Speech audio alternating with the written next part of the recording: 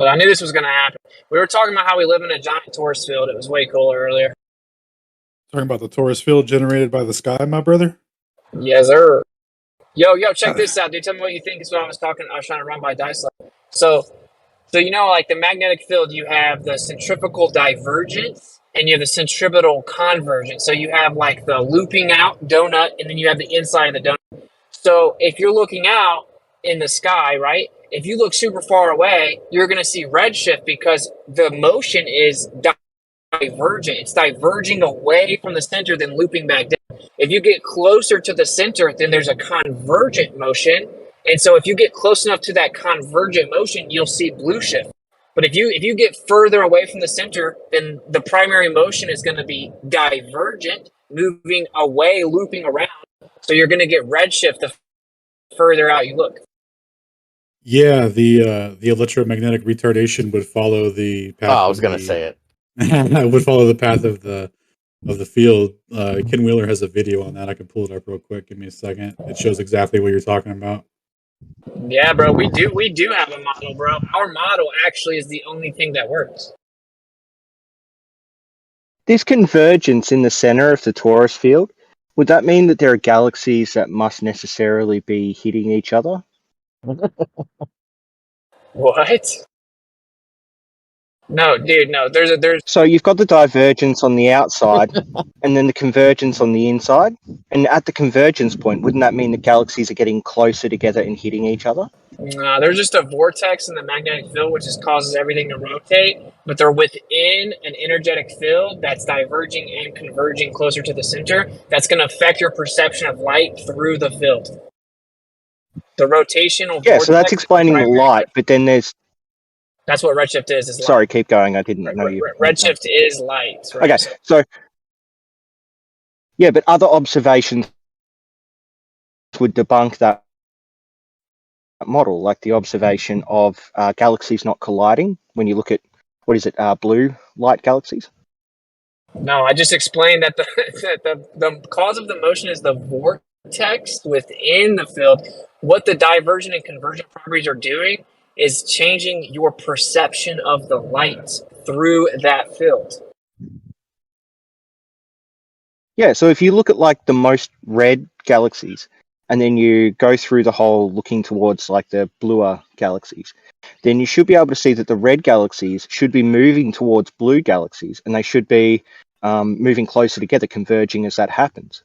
Bro, if it's a torus. No. You're talking about two pieces of CGI coming closer to each other. Catch up here. What? No, but that like, is there like a language barrier? Like, can someone else say what I'm saying? Like, there's a vortex in a magnetic field, okay? Just like there's measurably an ether drift in a preferred direction of light, which we know you don't like, but there's just a vortex. But what I'm saying is, so we look at you didn't reference frame. So stop. When we look out and we I did debunk it. If the thing receiving the light is in motion, then it's in a different inertial reference frame. So I debunked it. They're both in motion in both directions, but it's a preferred direction. You haven't come to that yet, but we're trying to stick on the vortex part. There's a vortex, and this causes the motion. Everything moves around the Earth. There's a vortex. But we're talking about, why do we see quote-unquote redshift in the sky? We're talking about, well, you're perceiving the light through this field. This field has two primary geometries. It's centrifugal divergence, centripetal convergence, the conjugate geometric expression. You have both of them. As you get closer, the primary geometry is going to be convergent. So you're actually going to be perceiving the light as whatever these lights are, vortexing around the Earth, right? You're going to be perceiving that light through the field, right? So based on where they're rotating around us, how close they are to the center or the convergence, it's going to alter how you perceive the light, hence redshift and blue shift. So now the geocentric model is the only viable model. It can actually explain everything.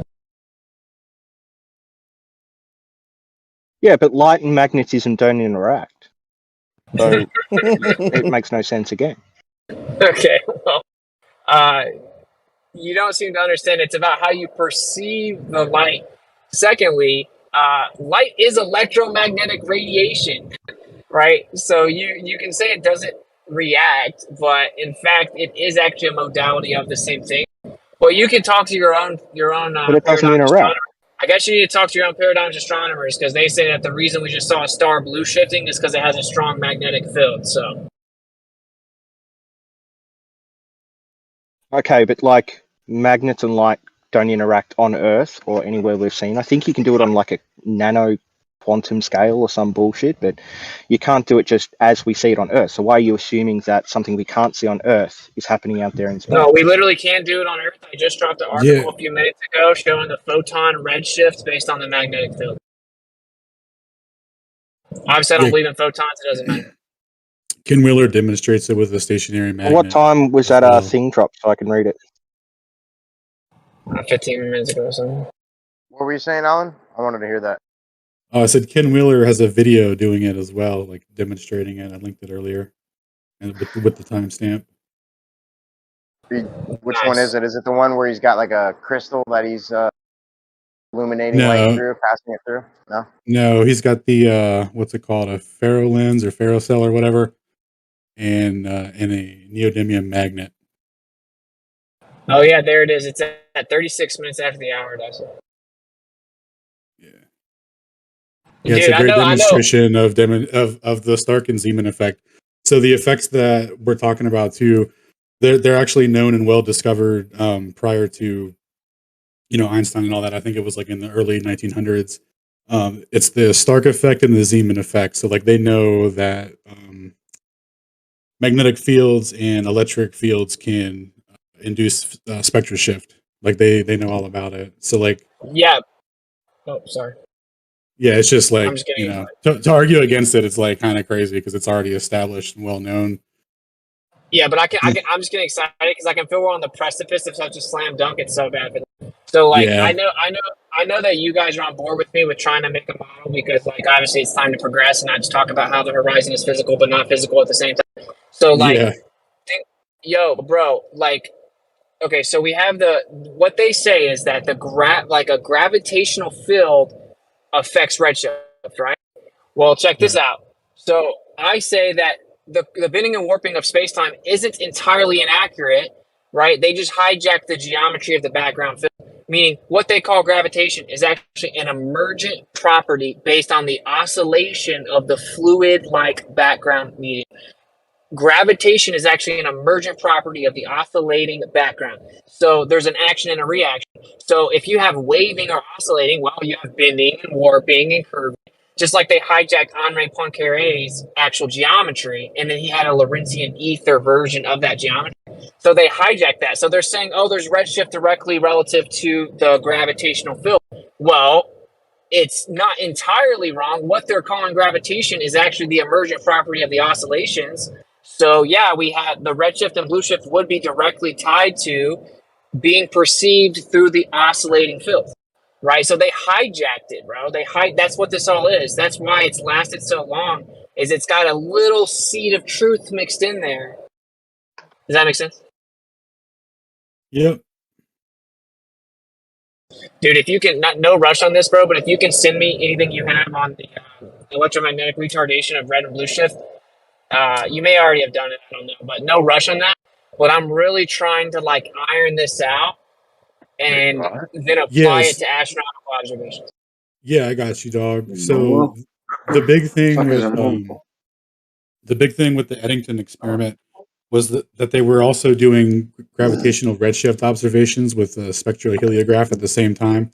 And they were trying to establish a cause and effect relationship with the bending and warping of space-time. Somebody's hot micing. And so they were using Venus transits and other stars that were, passing the sun. And they never got any redshift to correspond with any, so-called starlight displacement or anything like that when there was transits. So when the Eddington thing, went down, that's why they faked it so hard, because they had to get everyone to believe that this mathematical coordinate system that describes, bending and warping distortions, and then they attribute physicality to it by saying that it causes gravitational redshift and the bending and warping of, like, it alters the geodesic path of a photon as it travels, right?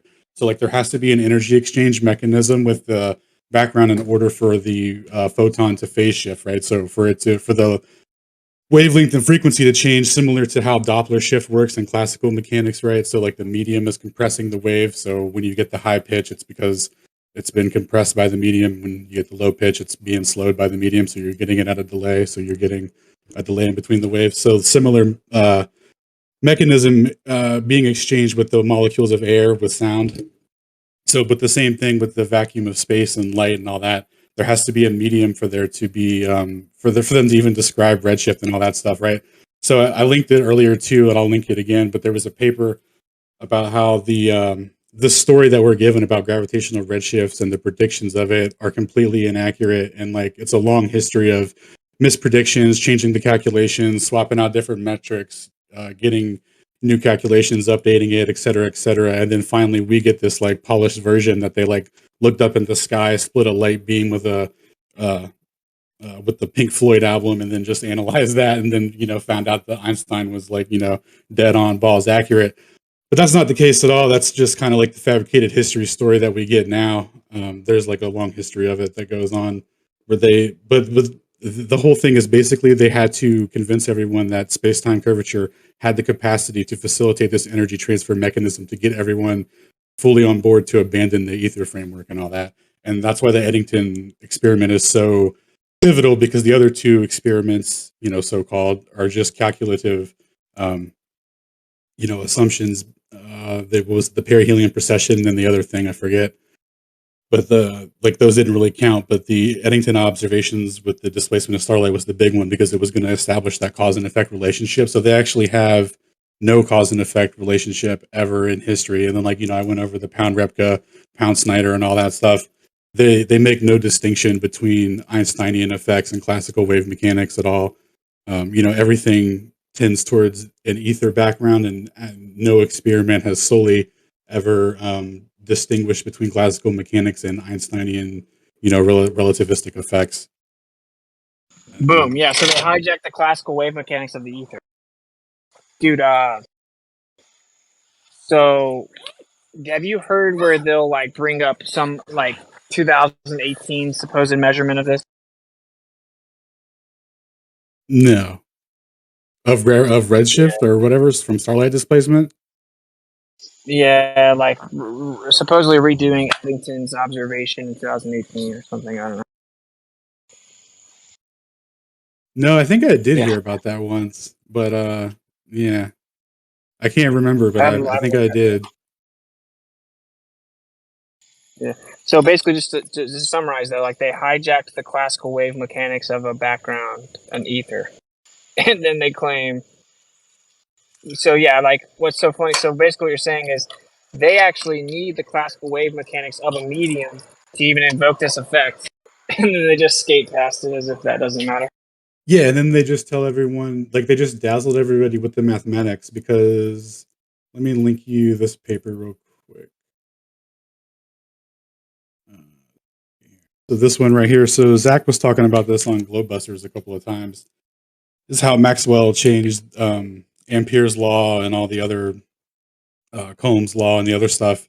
So basically, what he did was he changed the way that they used to look at how electromagnetic propagation happened, where the electric field was being carried by some sort of charge potential, and then the interaction with that would generate the magnetic field, and then that would induce the electric field by interacting with that charge potential that induced it to begin with, right?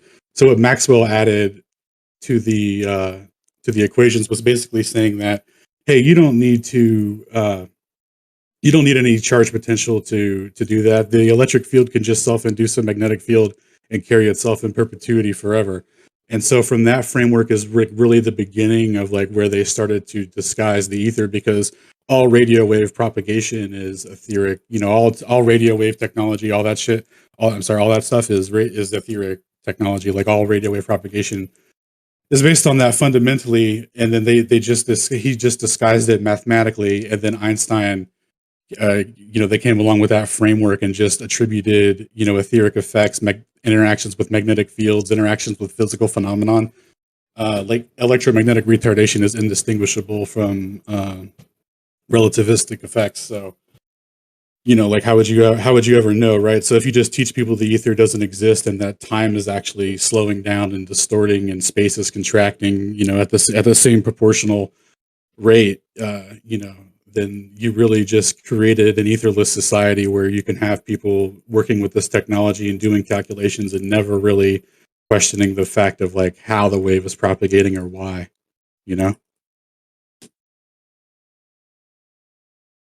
Dude, Alan just like silent as a room of Glovers. That's awesome.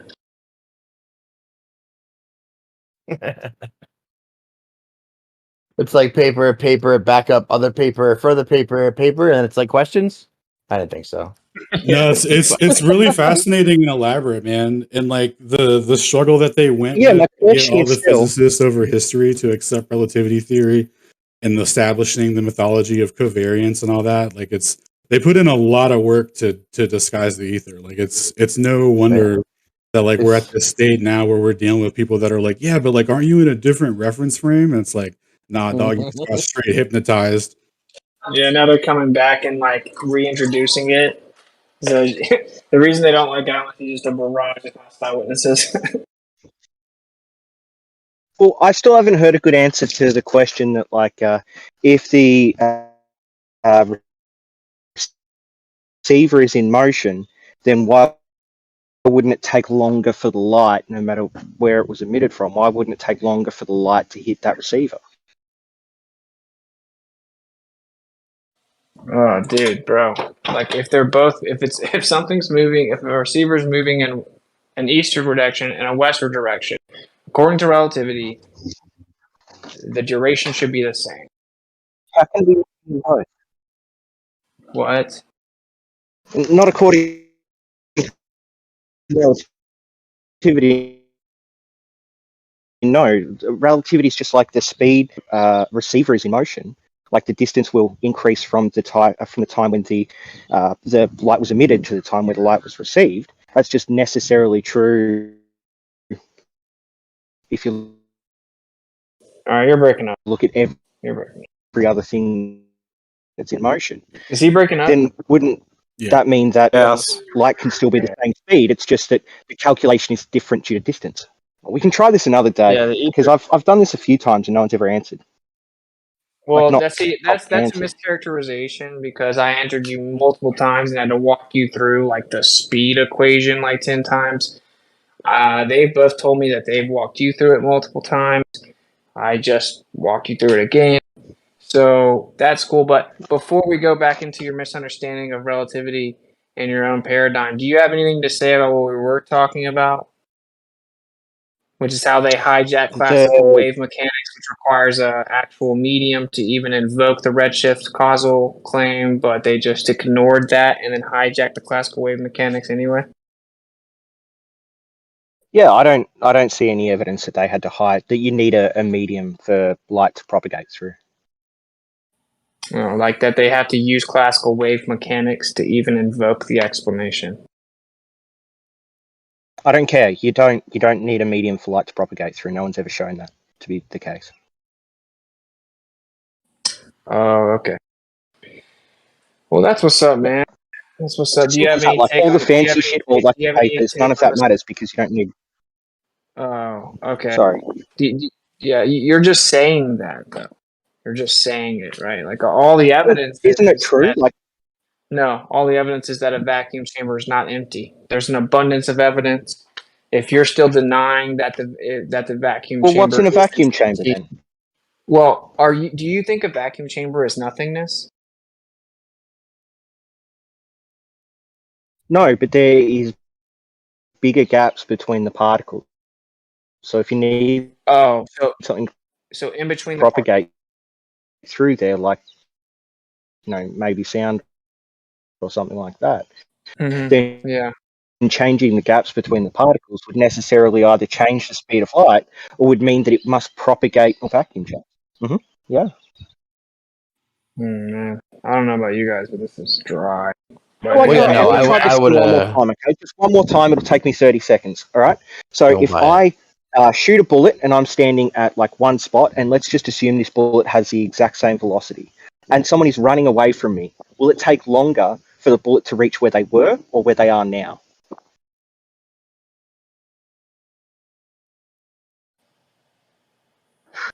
I completely tuned you. Are you analogizing this to light right now? Because I thought light has a constant rate. Well, that's what Yeah. Einstein So I'm said, saying but the he's bullet has a actually constant speed. speed. So the bullet has a constant speed. You shoot the bullet, and someone's running away from me, like a direction away from me. So that means the distance the bullet has to traverse while that person is running is increased, even if it's only by like one step. It's still increased from where the bullet started out, where they were when it started, and where they are when it hits them. This is so wild. I remember talking you through this. I still remember where I was. I remember what gas station I was pulling into to get gas. I remember all of it. And you're back here pretending it never happened. So speed equals distance over time. If speed is Just constant, answer my analogy with it, and then I can go away. It's as simple as that. I Just am. answer it and I'll go away because I'm done. I've got stuff to do. I just want you to answer it instead of doing the whole spiel. Does it make sense that my analogy would mean that the bullet must travel further? Yes or no? It's a yes or no. Yeah. Traveling further and increasing in speed are different things. Further. That was tough. And that would mean that the time it would take would be different to get from the emitter to the receiver, right? Okay, yeah, because the speed would be the same. So if you increase the distance, the time would increase. Exactly, the speed would be the same. But Alan's entire argument is that there is an invariance of speed, but he's just incorrect about that. He's assuming that the speed is based on where the person was when the bullet was fired, whereas the speed is calculated from where the person is when the bullet hits them. You don't get it, dude. You don't get it. The distance is the same in both directions, but the time is different, which requires the speed be different. Do you understand? No, it doesn't require the speed be different. Oh, wait. If the distance remains the same... Because you have contraction. Hey, listen. If the you have Lorentz contraction applied to that because they're in different inertial reference frames. If the distance remains the same, but the time increases, that requires the speed to change.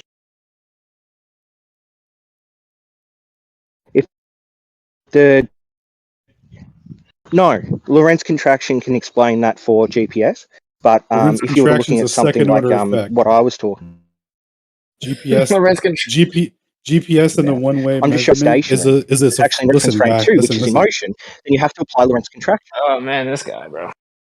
Listen, the distinction here, though, right, with GPS especially, this is why it's particularly easy, is because length contraction is a second-order effect. The measurement taken is a first-order effect. Okay, so your presupposition to apply a second-order effect is invalidated by the fact that you trying to apply the second-order effect to reconfine the speed of light to a fixed speed when it's shown to not be. That is completely like irrelevant. It's a math trick. It's something that you're believing in and not even fully understanding what's going on and what the argument is. Of seeing too far, you're just missing a part of the calculation. Listen, you if GPS don't put in refraction or the height of the observer, and you don't put in length contraction either. So what you're saying is that speed is variant, but only if I don't add in part of the calculation, which is motion would mean a different inertial reference frame, which would mean you'd have to apply contraction to it. No, we're in the same reference frame on the Earth. We're in the same reference frame everywhere. Not with it. Bro, we're on the same reference frame everywhere on the Earth, my guy, okay? So there is no direction preferential of length contraction due to the rotation of the Earth within your own model. So if you don't know that, you should go relearn it and then come back to us.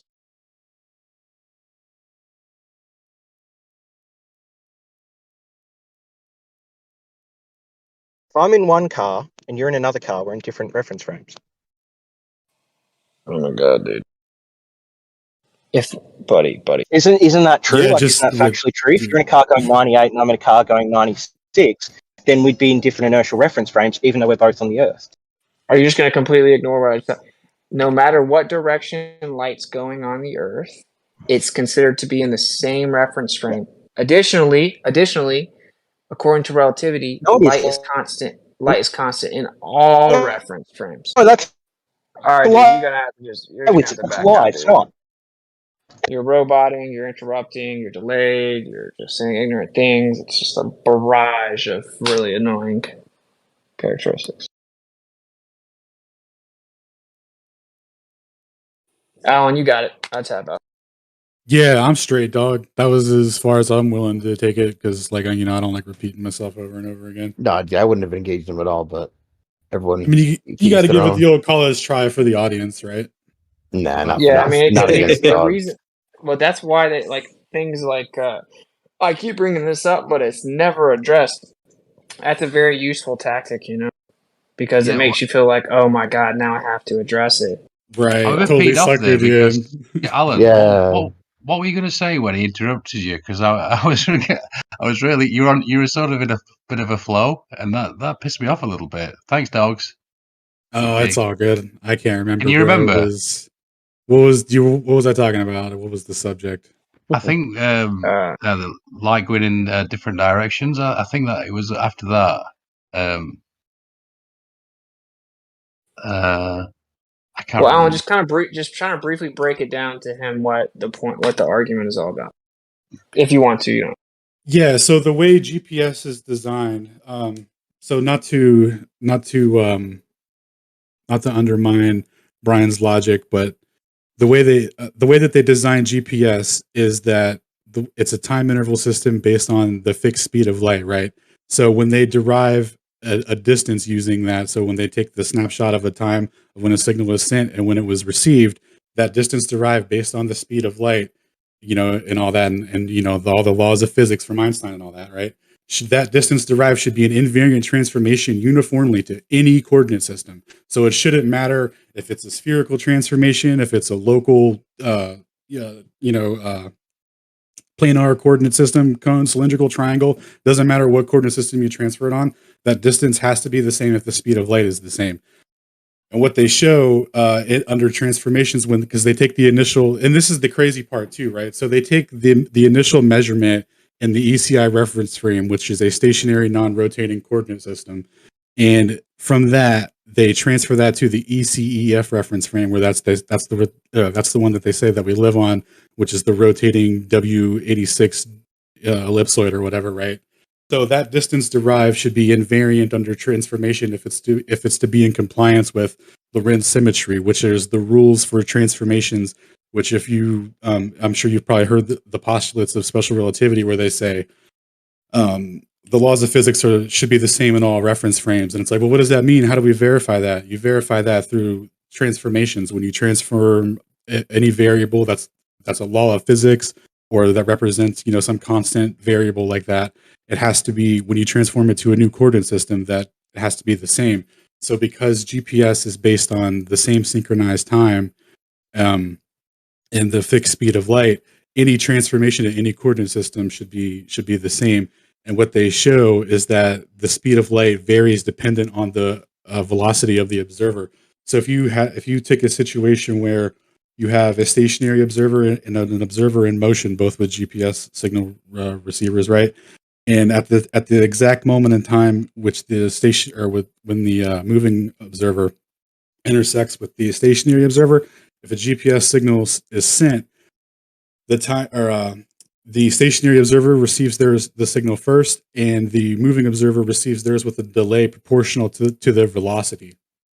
And even though that the distance that they get the signal is the same at the same time, so that disproves the Einstein's second postulate, which is that the speed of light is should be the same in all reference frames.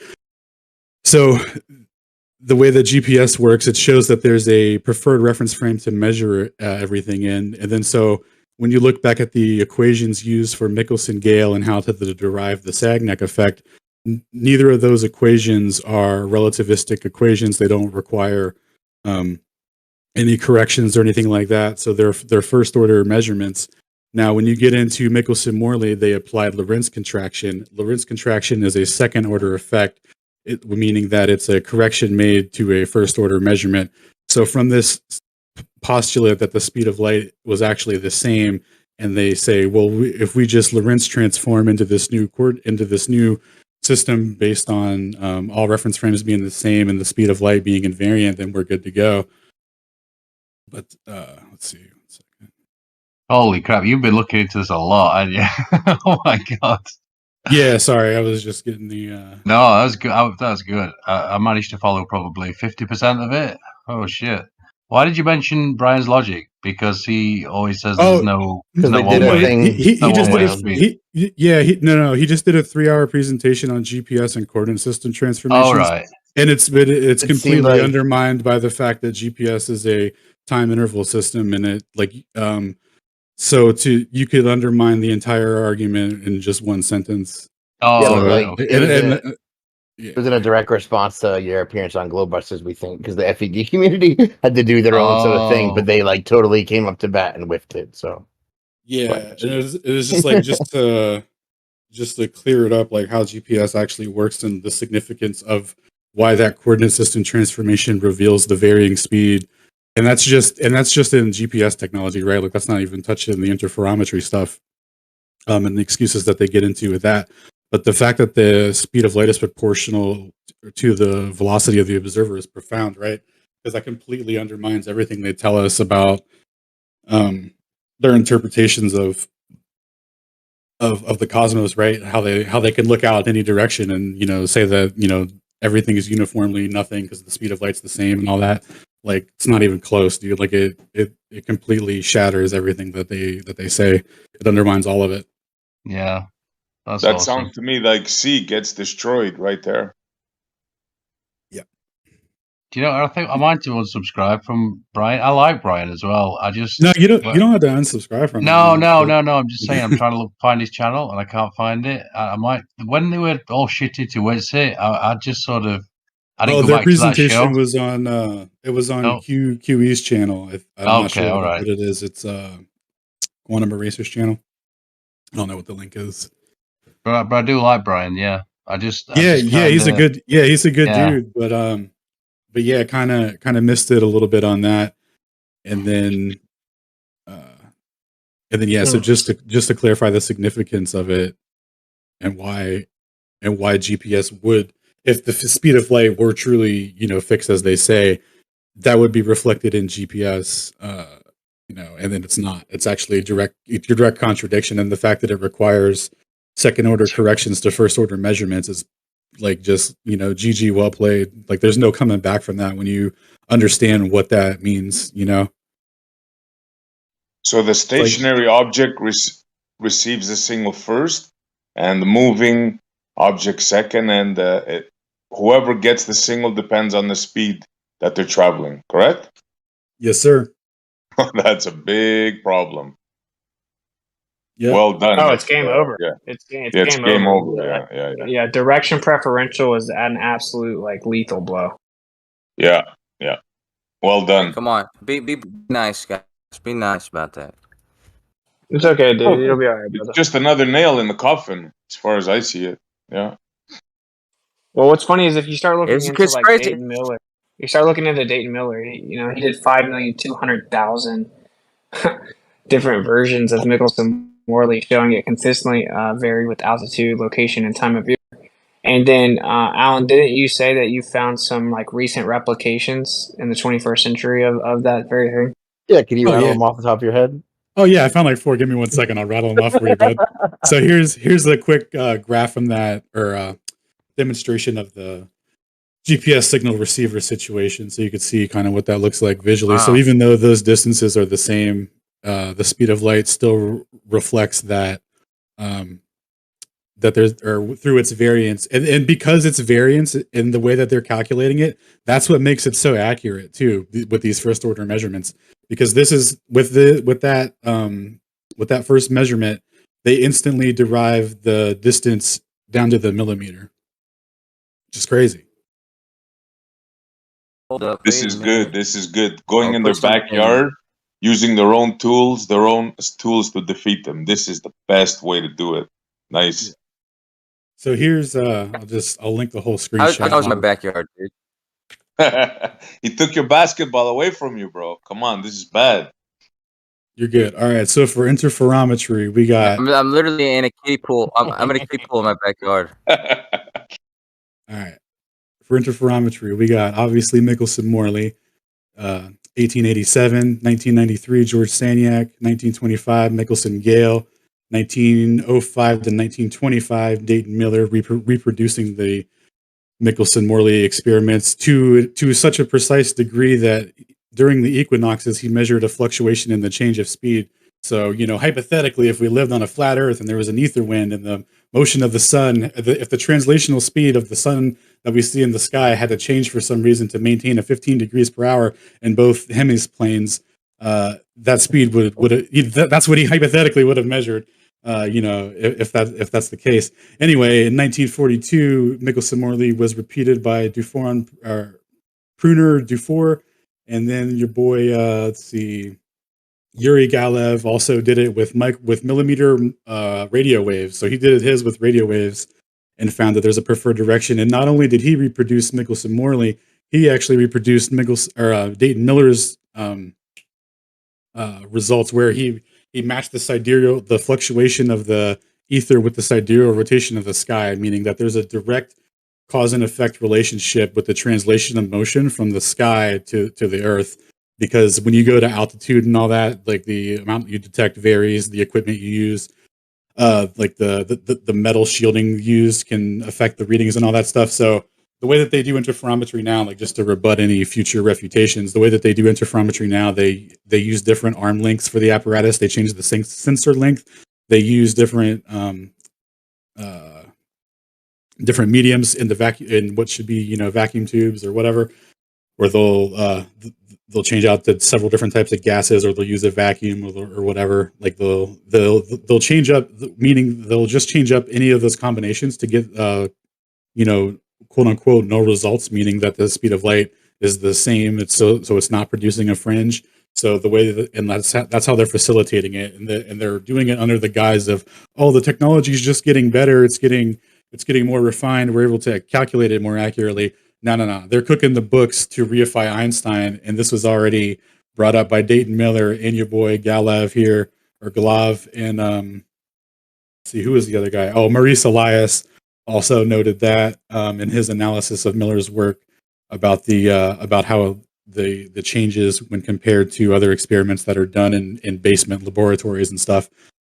And then we got, let's see, Ruyong Wang, 2004. So this is an absolute body bag to the glob right here. So this is where your boy came in with a linear interferometer and did his thing. So what he showed is that that there's a preferred direction for the propagation of electromagnetic waves, and that it's not due to circular rotation or angular rotation, meaning that the Sagnac effect, which was previously explained under general relativity by Paul Lavue, who made a special metric tensor to account for the conservation of energy on the small scale, meaning that a rotating device generates little pockets of time dilation and length contraction to produce the fringe shift, because the speed of light is absolutely invariant. Wait a minute. What's that? Oh, what's up? Wait, makes little pockets of time dilation and oh, you don't know about your boy Paul Lavue and his metric tensor, bro? So 1913, George Saniac came out with the rotating interferometer thing and discovered, the ether, right? And he was actually in France. He was actually given awards and stuff and like celebrated like for discovering the ether. And then it wasn't, and because it was rotating special relativity, they said, oh, well, it's a non-inertial frame, but we can't, we don't have any blah, blah, blah. We don't have an answer for it. So it wasn't until through the equivalence principle and general relativity, Paul Lavue came up with a metric tensor called the, the something Fitzgerald-Landau-Lifshitz metric. Anyway, that's what they use. To come up with conservation laws on the small scale. So, a rotating device. They say that the energy is equivalent to a gravitational field, obviously, and that's generating length contraction and time dilation. So that's how they were able to wrap up the Sagnac effect within general relativity through the equivalent, just mathematically through the equivalence principle. And just for funsies, the metric that Paul Levoux derived is a first order intrinsic invariant differential, which is just a mathematical logic fallacy that gives the appearance of mathematics and has no physical meaning in reality. But that's a whole separate issue. But under the paradigm of how they tried to co-opt the effect, that's what they went with. What's it? Is that it generates little pockets of time dilation. Wow. Yeah, okay. Sorry, I wasn't trying to throw you off. That was just wild. So like No, you're good. You're good. The linear test kind of body bags that made up explanation. Wang. Yeah. So Thanks, so the Wang. linear body bags it, especially because what it shows is that the effect persists in an inertial frame, and also that it's directionally dependent, meaning east is the preferred direction for how fast it goes, and then slow going in the opposite direction. And so with that, relativity really has no ability to explain the Sagnac effect at all mathematically with its second order effects and invalid postulates in nature. And then, so there's one more guy. So in 2006, Monera reproduced the Michelson-Morley effect. And I have to read it again. I think he might have reproduced Dayton Miller as well. But yeah. Didn't Einstein specifically say if anyone reproduced Dayton Miller would be in trouble, and that's why they went through all the effort to obscure and demonize and discredit and say actually temperature variations discredited all 5,200,000 experiments. But then these guys came along and did it anyway, so that wouldn't that according to Einstein body bag relativity? Yeah, yep. Einstein straight up said that if Dayton Miller's results are correct, then it topples relativity from the throne. Damn, that sucks for you guys. Glober silence is loud, actually, huh? Well, so the deception here is really twofold, right? Because the implication here with Wang's experiment as well as what he showed with the conveyor belt is that he would have, canceled out the Earth rotation. So what he showed there was that the ether wind effect is with respect to a stationary Earth. So this reference frame that they keep referring to, like in the ECI reference frame, where it's a stationary coordinate system that's not rotating. When the mathematics used for Michelson-Morley and Michealson-Gale, I'll pull those equations up real quick so you can see them. But the important thing to note here is that these all show a varying speed of light with no corrections needed. So there's. And then where do I have Michelson-Morley? Can I say a thing or two about a thing or two real quick? Sure can, buddy. Can anybody talk about how they define a meter using the speed of light? I'd love to hear that. Because if it changed, they wouldn't know it. That'd be great.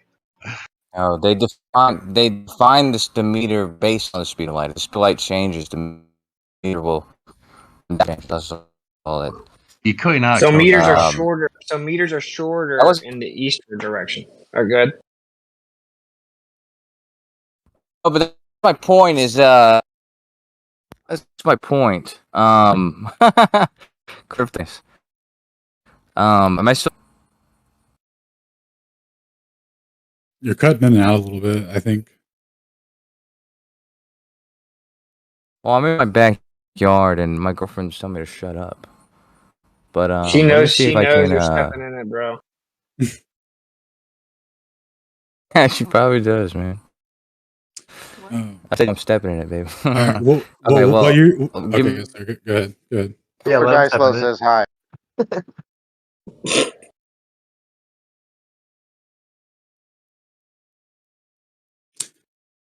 Okay, yeah. While he's doing that, so what Wang showed too there with the circular derivation for how they normally calculate the Sagnac effect and the linear equation is that it's actually the same thing. So it's just equating the length of the devices or what's in question, right? It doesn't have to do anything. It doesn't have anything to do with it being a specific to a rotational effect.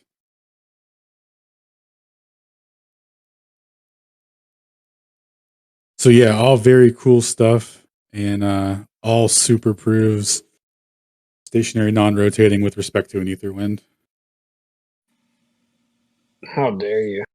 Einstein is not impressed. Yeah.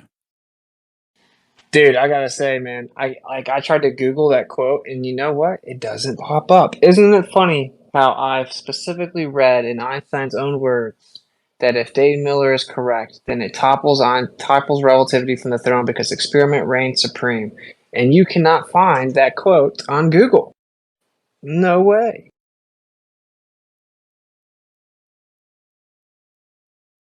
I mean, I don't even remember the exact quote, but I know for a fact I've read it. I've read it in one of your presentations, so like I know that it's out there somewhere. Yeah, I mean, I certainly didn't just craft a Dayton Miller quote from Einstein. No, he Cherry definitely picking. did. And you know what's funny too is like this is how like I'm pretty sure that Einstein didn't even know it. Like he was just some sort of actor character that they had to like propagate all this through. Is because that book that you referenced where he talks about the angular momentum of the universe affecting the speed of light and how he regretted fixing the speed of light or whatever. Yeah. So It's like relativity special in general theory.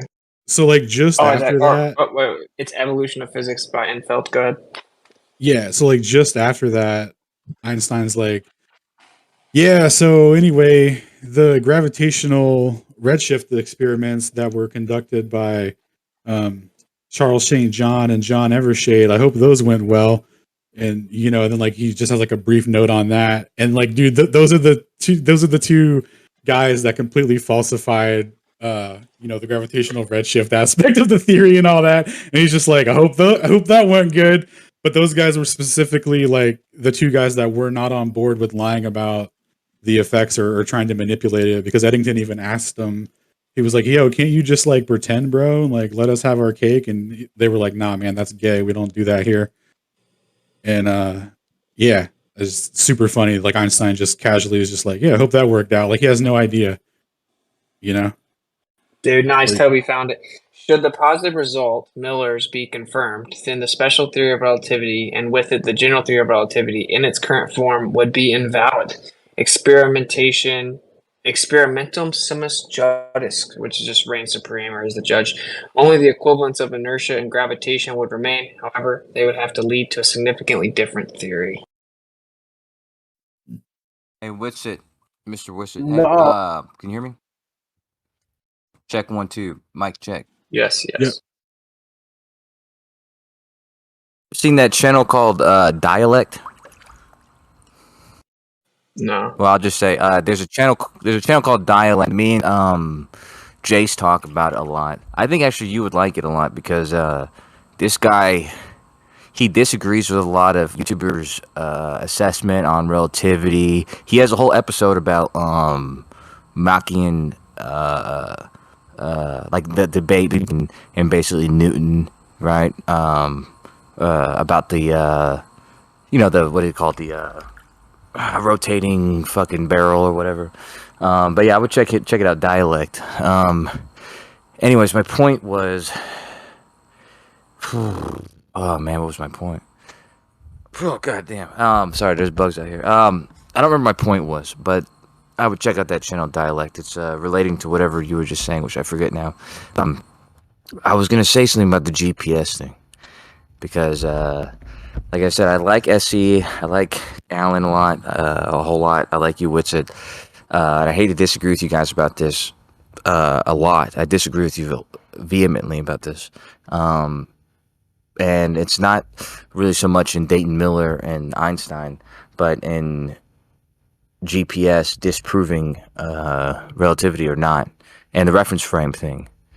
Because I just need to say that the measurement is made in a single reference frame, and the transformation is made irrelevant to the reference frame, if that makes sense. Like there's a correction made for the relativistic differences between the clocks and the ground station and the satellite, but there's not a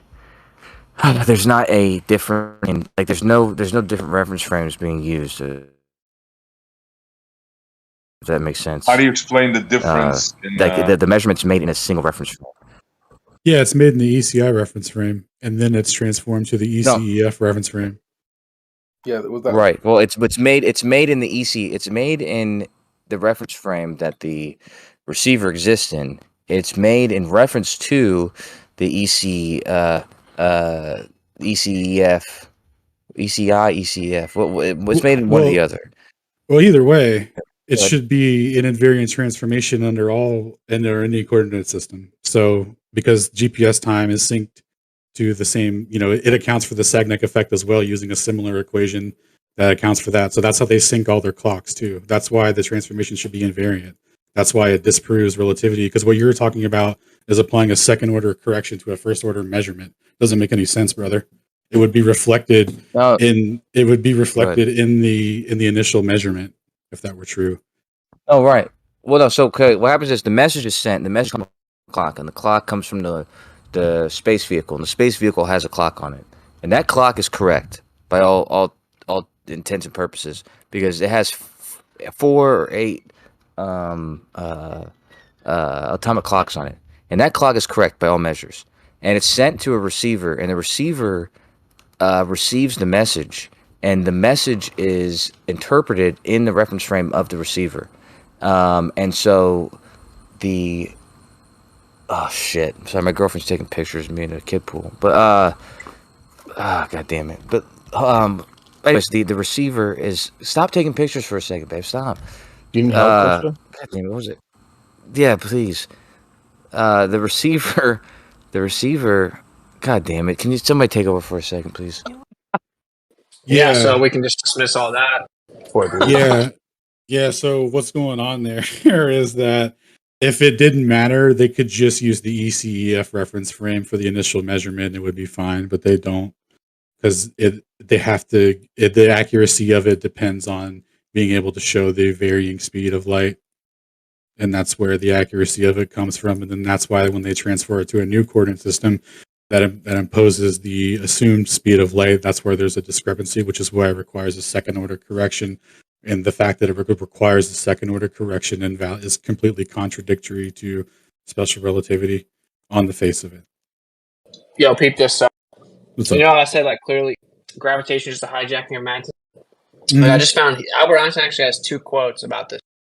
So, first one is, my opinion about Miller's experiments are the following. Should the positive result be confirmed, then the special theory of relativity, and with it, the general theory of relativity in its current form would be invalid. Experiment reigns supreme. Only the equivalence of inertia and gravitation would remain. However, they would have to lead to a significantly different theory. That's Albert Einstein in a letter to Edwin Slosson in July 1925. There's another quote, and he said, I believe that I have really found the relationship between gravitation and electricity. Yeah, because magnetism and electricity are, tied to the hip and you hijack. He said, assuming that the Miller experiments are based on a fundamental error. Otherwise, the whole relativity theory collapses like a house of cards. That's Albert Michelson in a letter to Robert Millikan, June 1921. So there's 2 quotes about it. So this is 4 years, right? You got 1921, he says that. Then 4 years later, he's still saying, well, if his results should be confirmed. So obviously in those 4 years, Einstein didn't feel like he could refute it. Yeah. Oh shit! I remember why I brought up the dialect channel. In that episode regarding the Einstein and Newton and Machian principle, he goes over like a timeline in which like he shows like basically Einstein's timeline. Is that a picture? I really thought that you just doxed me for a second, dude, because that literally looks like what I'm doing right now. But god damn it, hold on, sorry. Anyways, in the episode I'm talking about, I was like, I really thought that that was a picture of me. But what was I saying? God damn it. No, in that episode, he shows an Einstein timeline, and he shows how Einstein flip flops his whole paradigm. He flip flops like 2 or 3 times, back and forth, basically, between how he's interpreting all of these things, including Machian principle and the consequences of relativity. It's pretty interesting actually, because even though he comes up with relativity, he goes back and forth with how he thinks about it in his life, and it's pretty apparent. Yeah, for sure. I did want to finish up though what I was saying. My girlfriend, she totally messed me up, dude, and I feel like I was on a roll, and then she just really took a rug from underneath me. Well, agree or disagree. Listen to me, assholes. Listen to me. What was I saying? I was saying something about You were floundering and she saved you, is how it seemed, actually. Shut the hell up. Shut the hell up. But no, what was happening was Get him a rubber I was ducky. saying that I was saying that the message is sent in the frame of the space vehicle, which the clocks are 100% correct because there's 4 timer clocks on it. It's received by whatever the receiver is, which has a flawed clock on it, which is where the corrections are needed to be made. However, the clocks are all in reference to the frame of the receiver because it's a message that's sent at a time that it came from the space vehicle, and then it was received at a certain time at the receiver. But it's, of course, in the frame of the receiver because the difference is going to be measured by the receiver. So there's not multiple reference frames that needed to come into play. And actually, the only correction that needs to be made is in the errors in the clock of the receiver. It's not in, like, the relativistic... the relativistic corrections are only in the differences in the clocks, not in necessarily the length of the message and stuff like that. The length of the message is because the receiver is receiving it from all 4 clocks from the same frame. Those times are seen as perfect. Like, there's no relativity needed from that point. It's like it's basically a flash in time, like a moment in time where those clocks are in one position. And the length of time it took to get to it, it's going to measure that as time.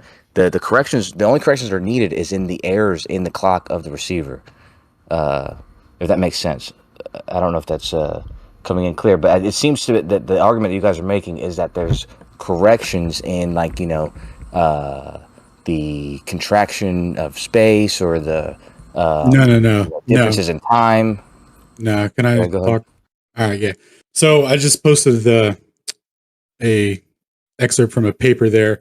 So what that guy is referencing is his take on another paper where they reviewed exactly what you're talking about. So the only corrections they make are the SAGNet corrections, and they apply them after they transform out of the ECEI reference frame. So, like, the exact thing that you're talking about and how it should be invariant, shouldn't matter, and all that stuff is directly contradicted by how GPS works and all the experimental evidence and papers that I'm presenting.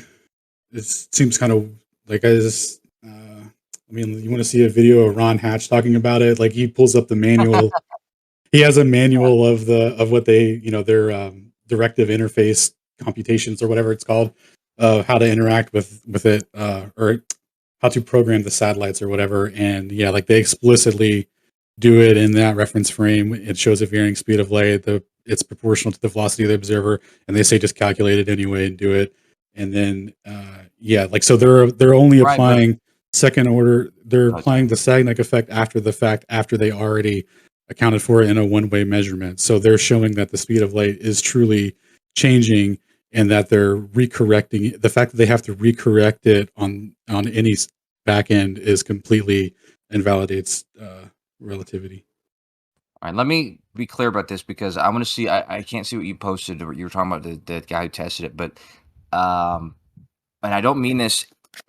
I'm sorry, I don't mean this in a disrespectful way. But what I'm prepared to do, not at this moment because I'm in my underwear in the pool in the backyard, but what I'm prepared to do at some point tonight is present to you guys the message actually sent, and the message and the information that's sent on it, and in the message, you can see that there's not the frame that it's being described, that the length of time is being described from is in the frame of the observer. And Ron Hatch, here's the thing about Ron Hatch that you have to understand: he's extremely biased, and his contributions to GPS have nothing to do with anything relativistic. He had to do with he worked for a company that was doing, what do you call that, like was it like John Deere or something like that, where they're doing the differential GPS, which is basically where you do corrections from ground base stations and the GPS satellites to give you sub-centimeter accuracy. And he did a lot of contributions to that. He did nothing to do with the corrections based on relativistic stuff. And so there's a part of the message where they make the relativistic corrections. And as I said, it'd make more sense if I presented it and you could see it. The corrections, the first thing that happens is that the measurement is taken of the time difference between the clock and the different stations, and they make a pseudo range. They give a pseudo range for where you are, and then to make the corrections, they put in these relativistic corrections and these other type of corrections that give you a more accurate point. But it has nothing to do with anything relativistic to the difference in like the speed of light from it to you. The only relativistic corrections are in the clocks. Like it's in the difference in the time of the clock.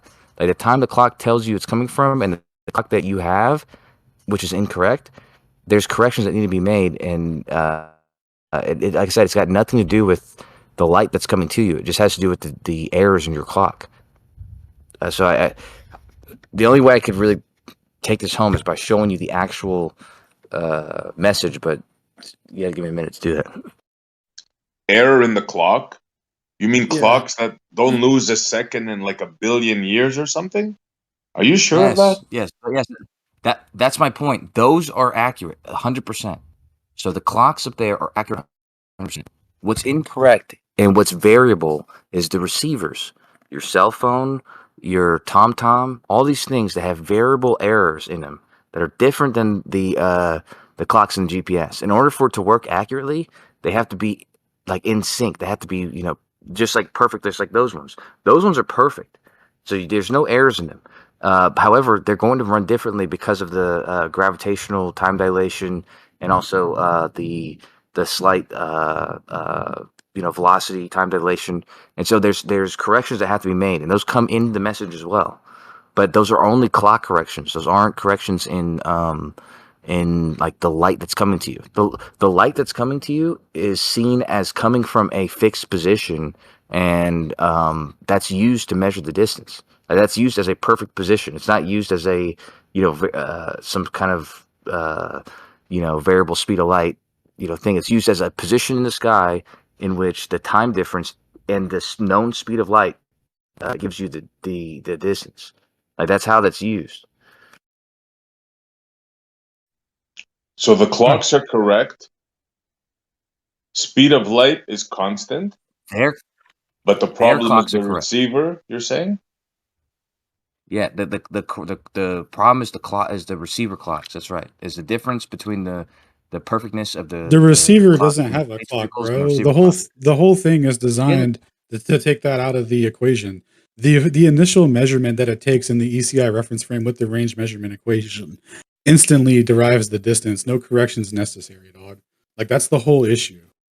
So when you're talking about when they transform it to another reference frame, the speed of light isn't the same. Otherwise, the distance would be the same when they transform it. Yeah, but these corrections are all before the reference frame.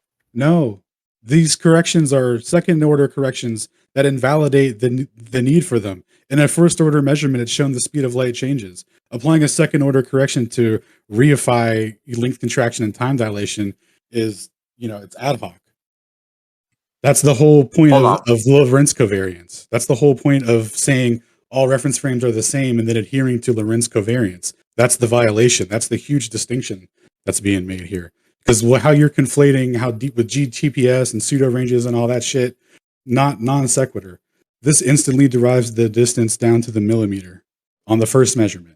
It's not encoding separate messages about clock corrections or anything like that. And all the clocks are synced to calculating for the Sagnac effect as well. So just the same thing that Wang pointed out with the preferred direction, how the speed of light goes faster by 14 microseconds going east to west than it does west to east. That's what they're synced to. That's it. There's no calculations. Like I know like you keep repeating like this long-winded explanation of things. Well, I'll just ask you a question. Just answer your question then, because what you just stated is incredibly wrong about what so the clock and the receiver is one of the most important things, because the message that's sent is a message that has information about the space vehicle and the time. And so the only thing that the receiver gets is that time. And the only thing that the receiver has is that time. The only way it can calculate the distance from the receiver is by measuring the difference between that time and the time on the receiver. And so when you say that the clock on the receiver doesn't matter, that's incredibly wrong. That's the only way it works, is by having the time on the receiver and the time on the sent message. That's the only way it can determine the distance. The distance derived from that should be invariant, though. Like, do you get that concept of it? That the whole point of GPS being a time interval system is that you could transform that distance to any coordinate system, and that it would be the same distance. It would, like, the accuracy would be pinpoint, because that's what would be required for things like, intercepting missiles and all that kind of stuff, like real time tracking of that. Like, that's how all that would work. It would work off one way, first order measurements, real precise, real quick. Like, that's it. It's not. It doesn't have anything to do with the way that you're attributing it to allow for the second order corrections to be, necessary, so to speak. Like, it was, yeah. Forget about the corrections for a minute, because it's important to understand that the way that it's done is that a point in time is occurring in which the receiver is receiving a message from 4 different satellites, or 4 different senders, in which it's taking a message from each of those senders and determining a distance to each of them using the time it has and the time that it was sent. And that is done in a ECEI reference frame. And whatever it then transforms that into is irrelevant, because it doesn't matter, because once it has that, the transformation is something else. Like, it's like there's a XYZ point, and now it needs to be transformed into a longitude and latitude point, in which the Earth is in there and all this kind of stuff. But you can, as long as the fix is made, but for the fix to be made, the correction has to be done, and that correction only has to do with the errors in the clock. Like, I don't mean to be long-winded or anything, but I'm just trying to say that there's no relativistic correction that's made by the fact that the receiver's moving and they're moving. Like, the only correction that's made in that respect is the fact that the clocks are going to be different. And that's not going to be made. It's not a correction for, like, the length that the light is traveling or something like that, because the length is seen to be made in a single point in time, in which the satellite's in a single position and the receiver's in a single position. Does that make sense? So transformations are entirely the point, because it starts in one reference frame or one coordinate system and ends up in another, and to get there, it's done via transformation.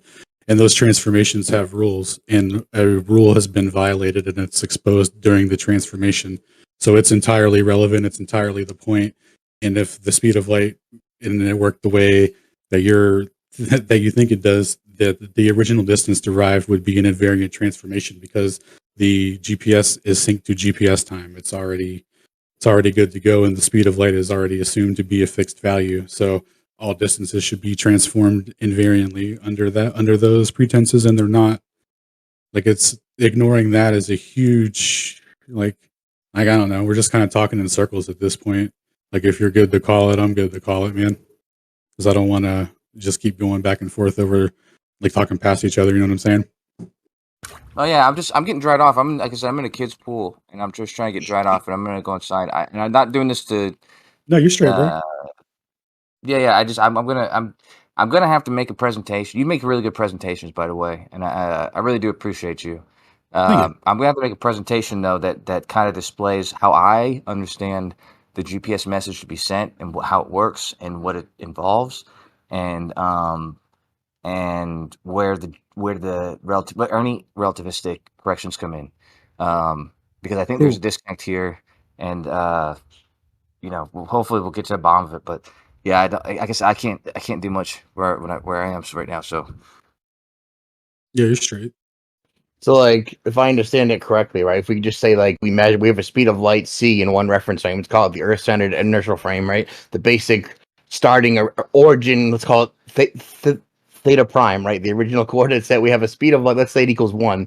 We convert that speed of light over to a globular geodesic WGS84 system, and now the speed of light, which, is invariant, equals 1.1 in this new coordinate system. But because we know that, we have an additional correction that we subtract 1.1, so it actually equals c again. But the transformation warped the distance. Is that kind of what we're talking about? It's revealing that the speed of light in the new coordinate system isn't the same as the first coordinate system. Right. But so you transfer it's supposed to be invariant, but you transferred it and now it has a different value because that isn't the fit. Oh, so, yeah, got you. Sorry, I was kind of tuned out. I was reading something. Yeah, I got you, man. So that's like the baseline analogy when you're in coordinate system transfers and covariant transformations, meaning something like a law has to be a constant in all reference frame, and it's noticeably and measurably not. Hence, the correction is needed when they transfer it to a different coordinate frame. They have to make an adjustment that makes it look like it's covariant and covariant transformation, but it isn't because they had to adjust. Yes, sir, and it's really noticeable what's going on when you realize Michelson-Morley, Michealson-Gale, and Sagnac are all the same experiment, and they only apply the second order corrections, i.e. length contraction and time dilation, to Michelson-Morley, but to Michealson-Gale and Sagnac, they use no relativistic corrections and readily accept the what's it called? The variance in the speed of light. But in order to explain the effect, they did have to come up with a mathematic solution for it. So that's where Paul Lavaux came in. But these effects are explaining it through relativistic means, are second order explanations to to a phenomenon that's clearly showing that the speed of light fluctuates relative to the observer and to the ether wind relative to the latitude. So the way that they disguise that is they act like Michelson-Morley is like this unique interferometer situation, and that's okay to apply the length contraction and stuff there in that way. But these other two, like, you can just do first order measurements with them with no corrections, no assumptions. You don't have to assume anything about space and time warping or dilating to derive actual measurements with it. But in order to believe that you're orbiting the sun, you have to adhere to a second order correction, with no way to falsify it, right? Because we can't get outside of our reference frame to see something contracting in motion, right? And especially not to measure it to the accuracy of the degree, which would be required to verify it, right? So it's very precarious when you look at it from that understanding of what they did with the math and the rules for corrections and transformations, and what it truly means if C were invariant, and like how that would manifest in reality. Damn, at least Kosho was the only one who didn't or ad hom immediately. I haven't heard any other actual response, let alone rebuttal. So props to Kosho, dude. Yeah, mad respect to my boy Kosho, dude. He does show up. He's the only one, dude. Everyone else left, quit, backed out, and hasn't listened. Like Chief Squatting Dog is here, right? But he's terrible. I mean, it kind of sounded like a You mean I don't like playing to your nonsense, Shane? Yeah, exactly that. Yeah.